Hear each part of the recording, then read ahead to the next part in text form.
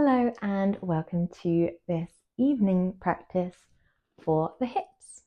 This is a yin practice, so we are going to be melting down the body, and if you do need a pillow or a bolster to help you on your way there, then absolutely feel free to grab one, but it's not mandatory. So if you don't have one, do not worry.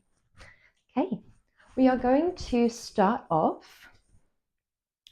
If we do have a bolster, with the bolster in front of us. If we don't, we're going to go straight down onto the ground instead. We're going to gently pull the bolster close in towards the pelvis and then lean the body forwards. Knees come wide, feet together.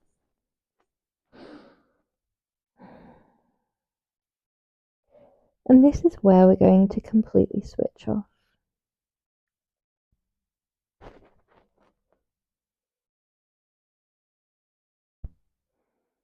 We switch off in the body. Think about the muscles melting down towards the ground. Think about the weight of gravity, the weight of the body, and how supportive the floor feels beneath you.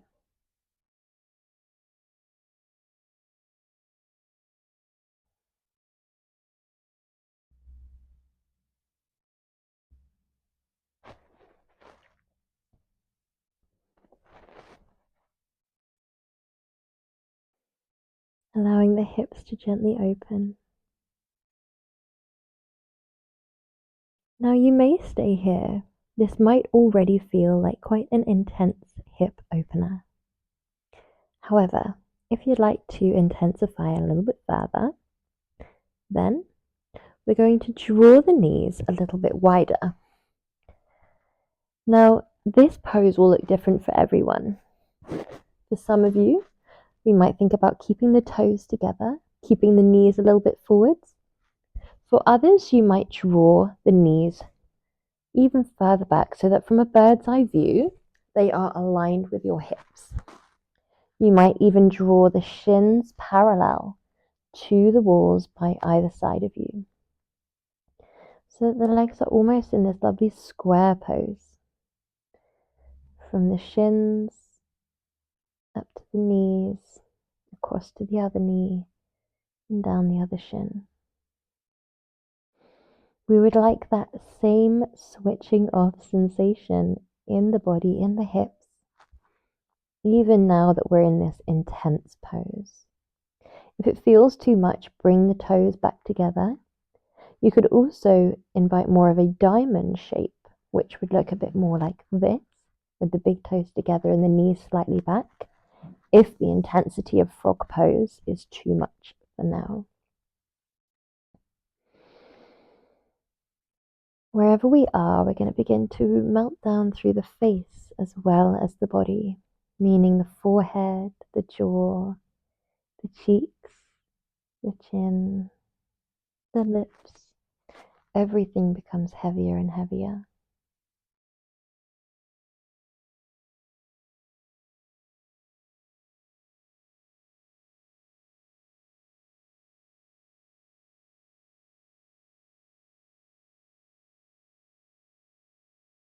Observe how the breath moves your body.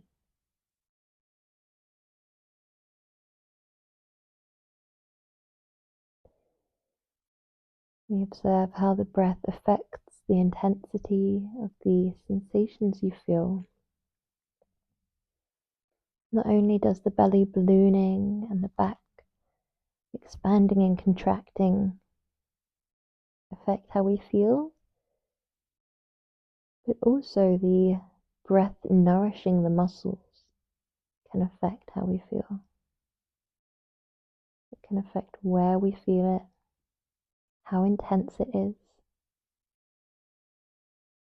That same breath can affect the mind.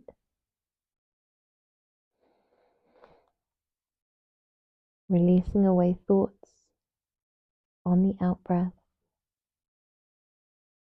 Focusing in on thoughts on the in-breath. Finding stillness in the moments between.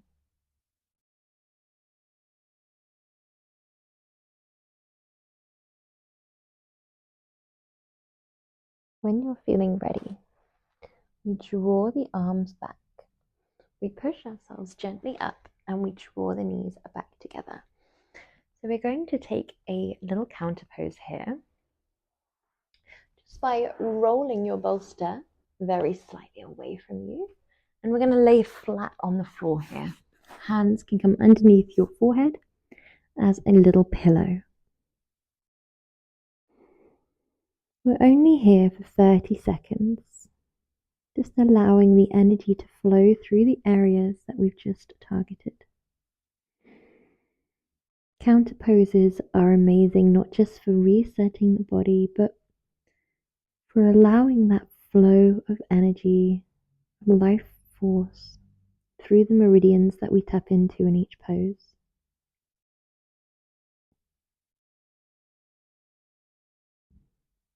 Observe if you can tap into and feel that energy moving and flowing. In the same way we can feel the body breathing.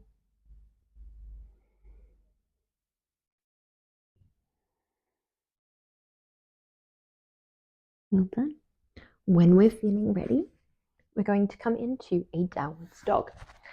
So this downwards dog is purely transitional, so it doesn't need to be perfect. We're not going to spend much time here. We're going to lift the hips up and back. We lift the left leg. We draw left knee to left elbow. And then we drop that back knee down. So from here, we fall into this pose slightly differently to how we would a yang pose, a yang king pigeon. Rather than thinking about the hips staying squared off, the spine lifting, we're thinking about just melting down. So the hips land wherever they naturally fall. You might draw your arms all the way out in front, maybe, completely flat. We might prop ourselves up. We might place our chest on a bolster or a pillow. Think about what would make this pose most comfortable for you in the moment. And comfort in yin is very different to comfort off the mat. Comfort in yin means, does it feel right for my body? We want to make sure there's no sharpness, no areas of tightness, no areas where it feels pinching. But we can feel that overall sensation of warmth, or deep, deep stretch. It can feel super intense, and we don't want to shy away from that intensity.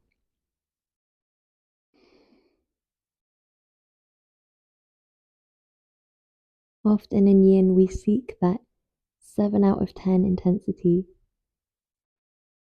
because having the sensations there can help us stay present. Having the ebbing and flowing, rising and falling of intensity keeps drawing our mind back and back. Every time we wander towards the past or the future, hypothetical, we keep coming back to present. The body in this pose, in this moment, the breath guiding you deeper into your practice. Every exhale melting down your body more and more, releasing away thoughts again and again.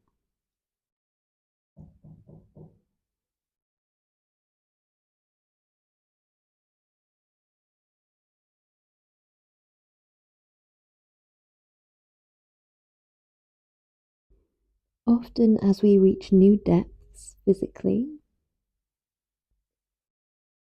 we'll notice areas of coolness, areas of warmth, dispersing, dissipating tension.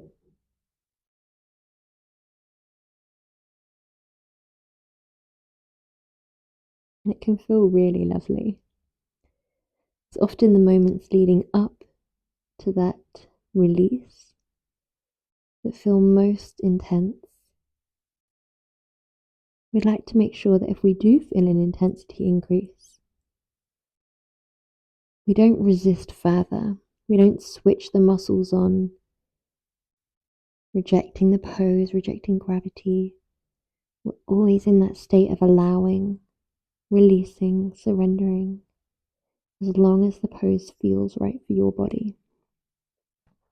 When you're feeling ready, we gently come up onto the hands. We tuck the toes. We come up into our downward dog. We lift the right leg. And we come into our pose on the other side.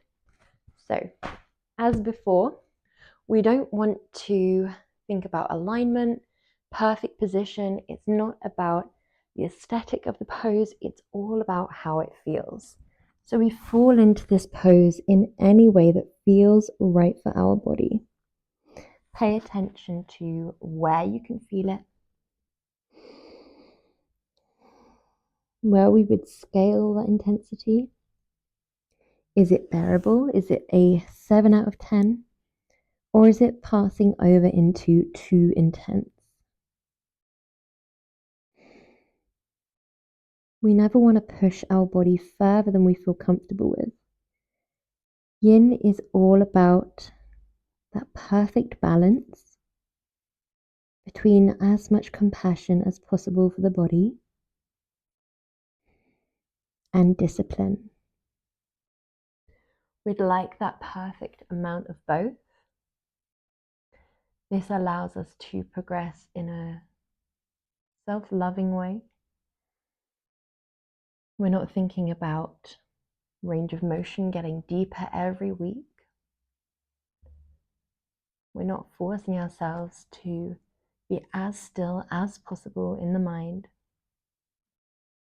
It's all about allowing yourself to be exactly where you're at, sending love to your whole self, whilst allowing yourself to be a little bit uncomfortable. Uncomfortable with the silence, uncomfortable with the stillness. Maybe breathing through the intensity of the pose, which can feel a little bit uncomfortable, a little bit intense. But we're doing all of this from a place of acceptance, allowing, surrender, a place of being.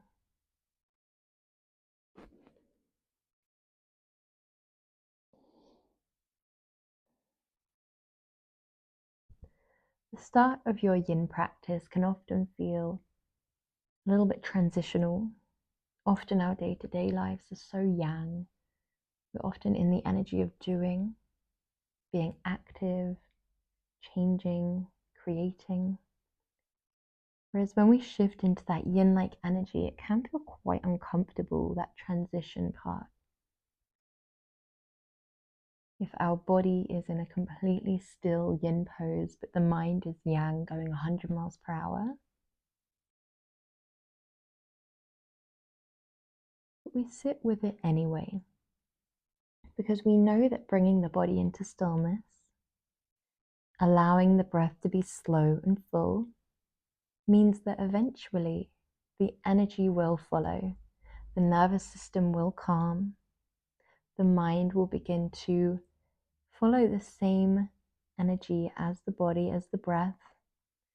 The mind will begin to become more yin, more calm, more in the energy of allowing, accepting, and surrendering. There is no rush to get there.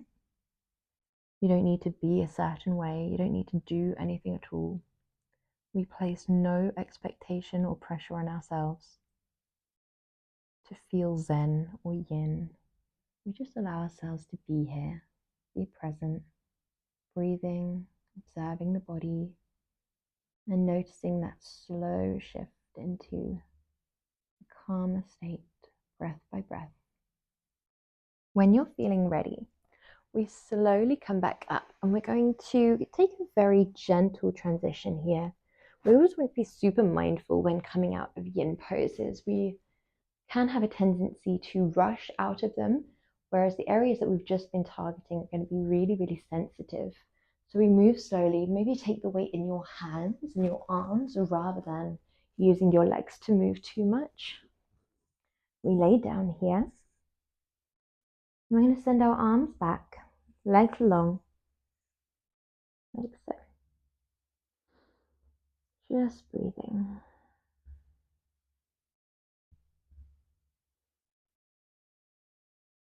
There's nowhere to be other than right here on the mat. You're exactly where you're meant to be. You are exactly as you're meant to be.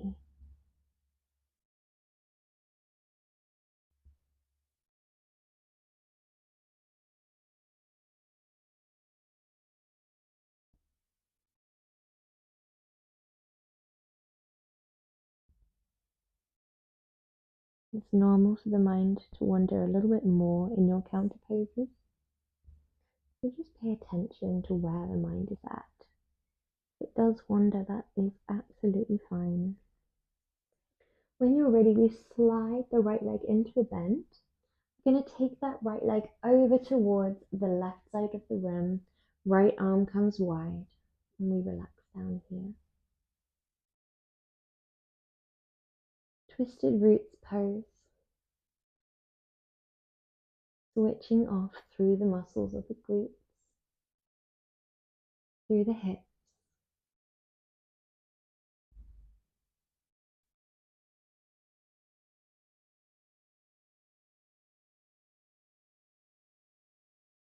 Think about the opening through the shoulder, the twisting through the spine, the deep, intense stretch all the way down the outer leg, the gentle compression through the inner hip. There is so much going on here, but your body is completely supported by the mat beneath you or the bed beneath you, wherever you're practicing.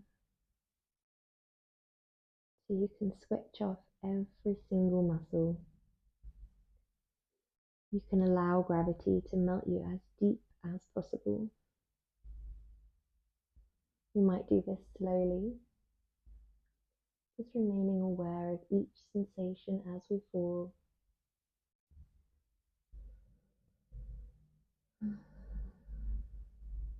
We're not here for too long in this pose, just a lovely short pose.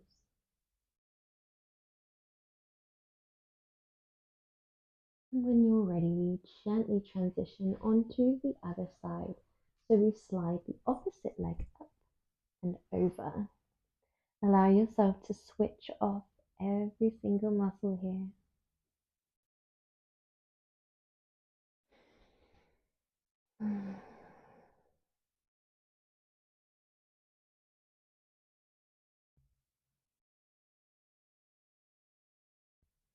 Often in twisting poses, it can be tempting to breathe a little bit shallower, but we want our nourishing breath to reach all the way down to the hips. We want our breath to flood into the muscles that we're targeting. We want to breathe enough so that we are helping the life force run through the meridian body. When we target the meridian system through our yin practice, we don't need to do anything at all.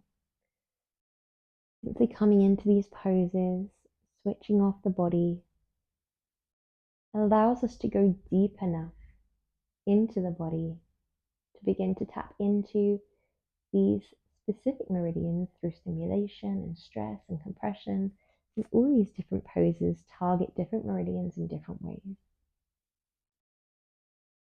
But we can help out this process by relaxing the muscles, by deepening the breath, by relaxing the mind, by just shifting more and more into that energy of allowing.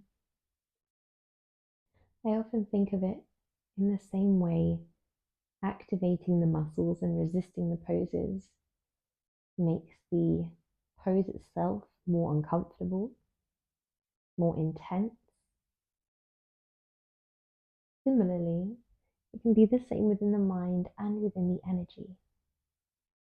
The more we relax down within the mind into that state of allowing, we're not rejecting thoughts, we're not rejecting emotions, we're not resisting anything, we're just allowing and observing.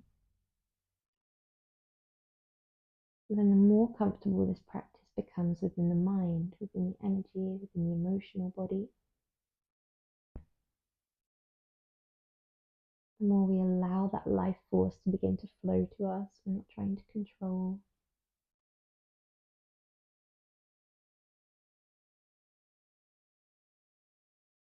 We're not resisting.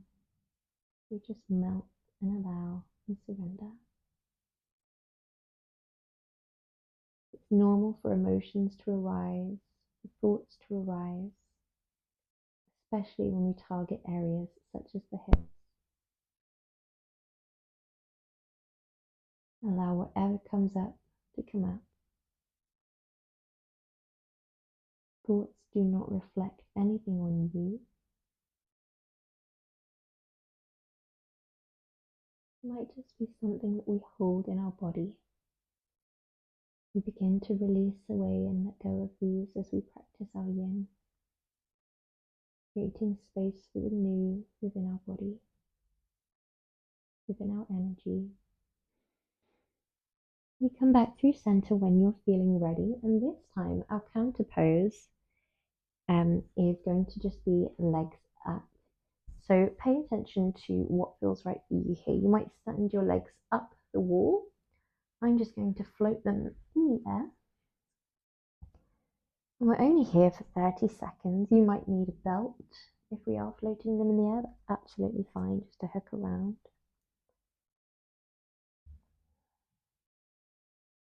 It can feel really lovely, not only to elongate the legs after a pose like that, but to send them upright, just changing up the direction of prana, the energy flowing through the body.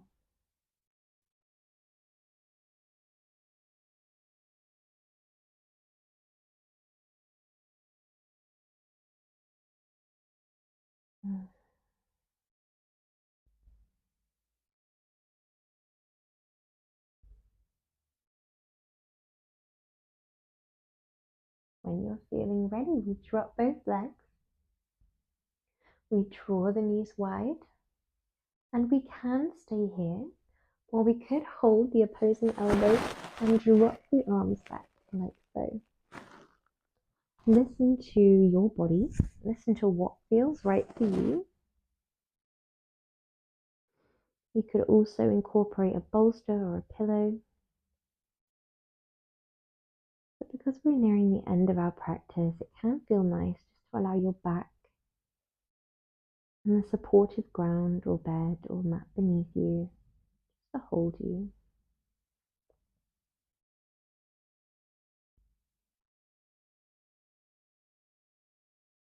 Breathe deep into the belly.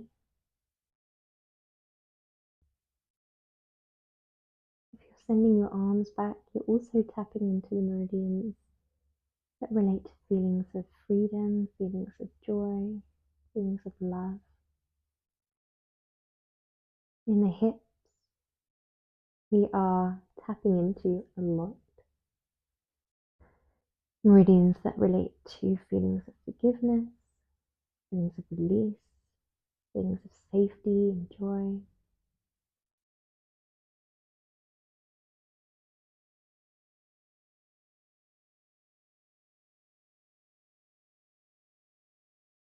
We tap into so many meridians throughout the practice that targets the hips, because the hips, the feet, hands all act as crossroads for meridians, similar to the shoulders and the back.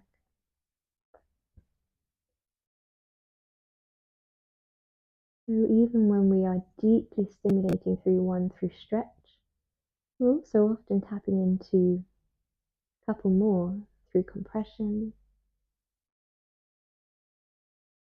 And that's the reason every time we practice, you'll have a completely different experience. Because we're not just working with the tension within the body, within the muscles, within the deep tissues. We're working with the emotional body, we're working with the energy body, and this will change constantly, depending on where we're at reflecting on how life has been recently, how we're feeling. And yin creates that space just to confront or allow wherever we've been to rise to the surface, not in an analytical way, we're not judging, we're not deciding what we need to change, just allowing ourselves to observe and be with and sit with where we're at. The intensity of the sensations is enough to keep guiding us back to present, to stop wandering off into conversation, to stop indulging in conversations that feel particularly heavy or emotional, like we may off the mat.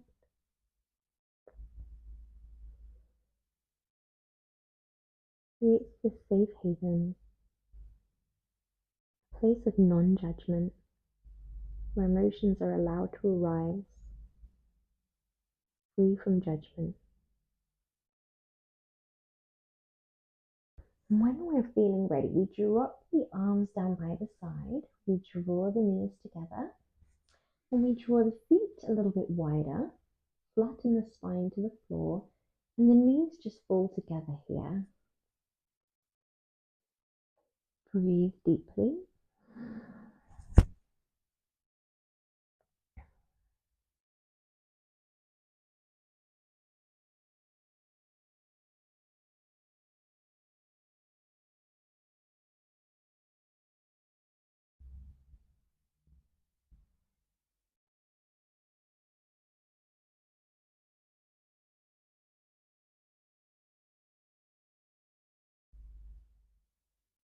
Okay. When we're feeling ready, the feet wander back towards one another. We're going to take the left biggest toe into our index finger and middle finger. If that feels a little bit out of reach, then we might use a belt or we might just interlace behind the back of the thigh instead. We slide the right leg long. We allow a heaviness. We allow a switching off. We allow a deep breath to reach all the way down to the hips. There is no resistance here.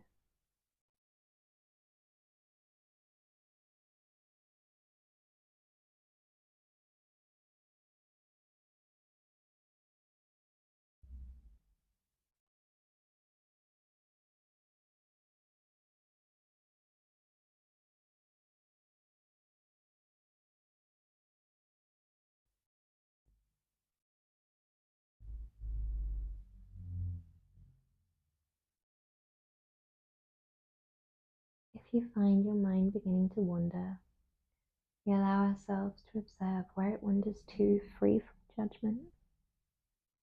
We're not trying to control the mind. We don't need it to be perfectly void of thoughts at every moment.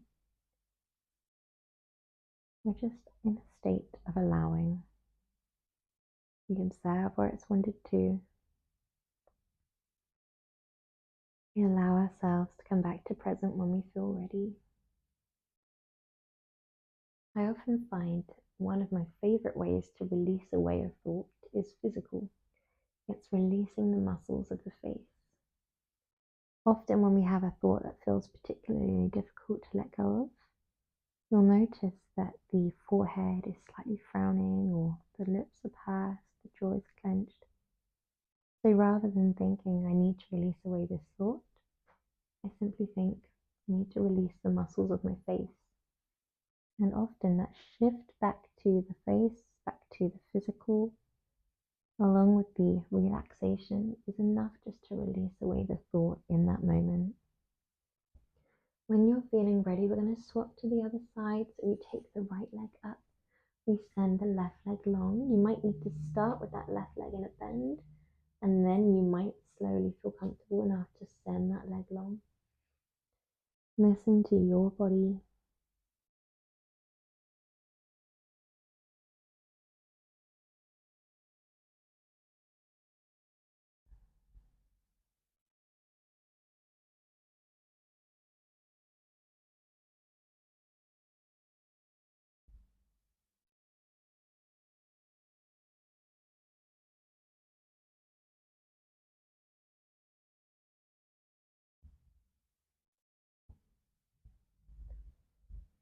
We have released a lot from the hips today, from the muscles,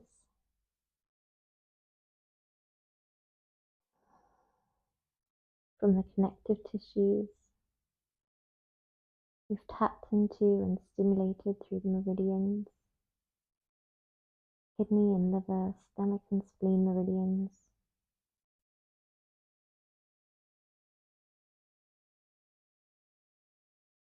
So after this practice, do allow yourself to go nice and easy on yourself. It's normal for emotions to arise. We don't become frustrated at the mind. We just allow ourselves that peacefulness and that space where we can remain in this yin-like energy. Remain in the state of accepting and allowing.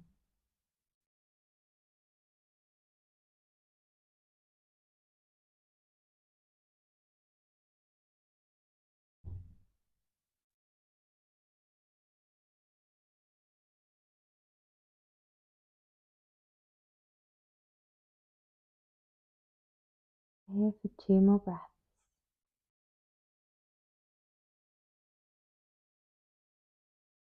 Before we slowly send that leg long as well, we drop both arms down by our side and we allow ourselves to come into a gentle Savasana. Savasana is a wonderful pose to come into at the end of your yin practice, as we can often feel the energy moving through our body. We've stimulated prana, chi, life force, however you choose to refer to, that energy that flows to you and through you constantly and brings with it good health, vitality, that lust for life, general sense of well-being and balance, peacefulness, connectivity to something greater, if that resonates with you. And we can almost feel it coursing through the body.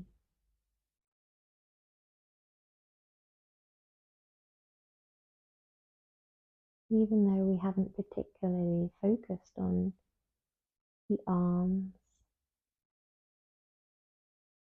you might feel the sensations of flowing energy through the forearms and fingers, through the palms and upper arms, through the shoulders, through the heart space, down through the tummy, running up and down the back, through the hips, the glutes, the pelvis, surrounding the areas that we've deeply targeted, overflowing down through the hamstrings, the quads, the calves, into the feet,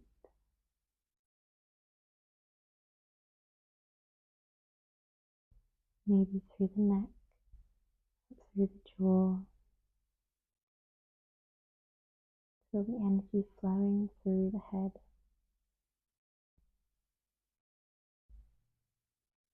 Observe sensations of heartbeat within the body and breath within the body. Allow your body to feel heavy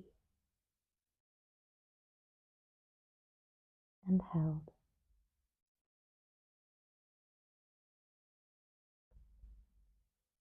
This is the end of the practice, but I invite you to stay here for as long as you need and maybe even drift off into sleep, focusing on the sensations that you can feel.